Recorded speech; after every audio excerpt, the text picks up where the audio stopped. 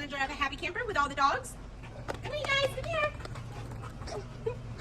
Today I'm here with Juliana. And what is your occupation? I am a kennel tech here at Happy Camper. And how long have you been here? Almost 4 years now. I've been working here since I was 13. Why do you like this job? Well, I've been around dogs my whole life, and I guess less people, and I like that, I guess. And what is your mission statement? Well, our mission statement is to provide our campers with extraordinary love, care, socialization, and exercise, and to provide their pet parents with peace of mind while they are away. And do you think the dogs like milk bones or meaty treats more? Definitely meaty treats. Even the smell of them is what attracts the dogs, and they'll go for them every time. Or you call your dogs fat? How would you say that? The question we have today is, Happy Camper Doggy Daycare Center wants to test if the dogs like milk bones or meaty treats more.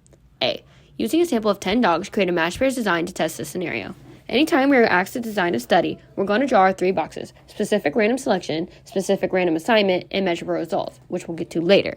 Using the word random is crucial to the AP points, because the number 1 AP hint is to be specific.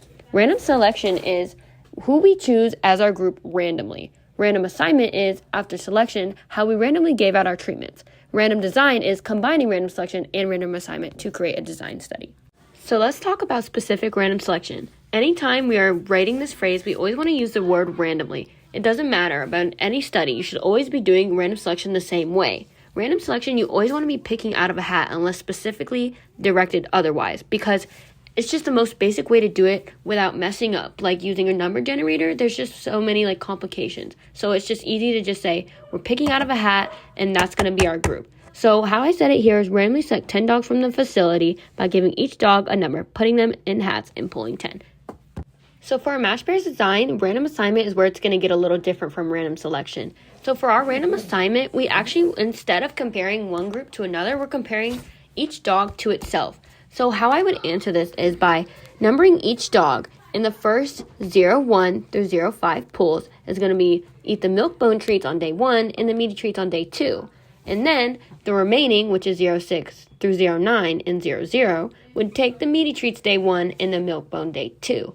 This is how we're going to compare each dog to itself, because that's what a match pairs design is asking. Because the definition of a match pairs design is testing the same subject twice to compare results. Or 1% of the time, it's create equal groups, but that is very rare. We are doing this to create more accuracy on our findings and being able to generalize our findings more accurately.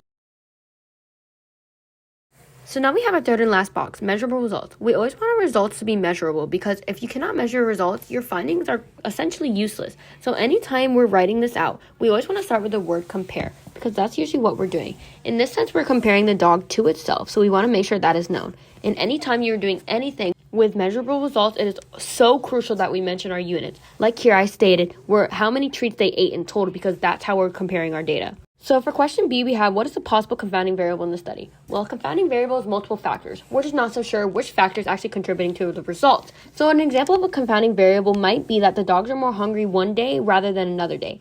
And a confounding variable isn't really just restricted to one answer. It's just anything that can result in multiple factors and not just one that is actually our treatment. So for part C, we have define undercoverage and provide an example of a way this may be seen in this study. Undercoverage is data missed by the method used in the study. Undercoverage is so important and so commonly seen on the AP test because it's so commonly seen in experiments. Undercoverage is something we try so hard to avoid, because undercoverage will not let you generalize your findings because you miss some data. When you miss data, the sample of the population could become biased because you're not getting every single opinion a chance. And an example we may see this is if we tested the dogs whose owners only had their email on file, we would not be giving a fair chance to the dogs who didn't have an email on file, creating bias, because it isn't accurately representing our population. And with bias, you always must explain the direction of your bias. You lose out on so many AP points if you do not explain the direction of your bias. It is crucial that you do.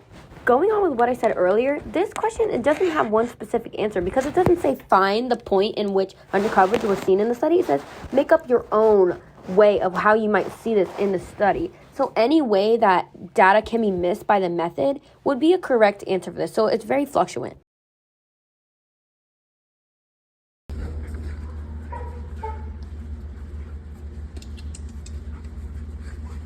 Okay, so we're going to perform our study.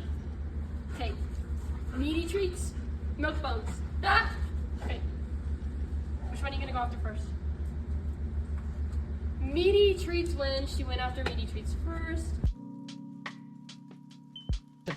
That concludes our tour today. Thank you so much for coming with us at Happy Camper. We loved having you here, and we hope you learned a lot about our master design, our compounding variables, and our letter coverage.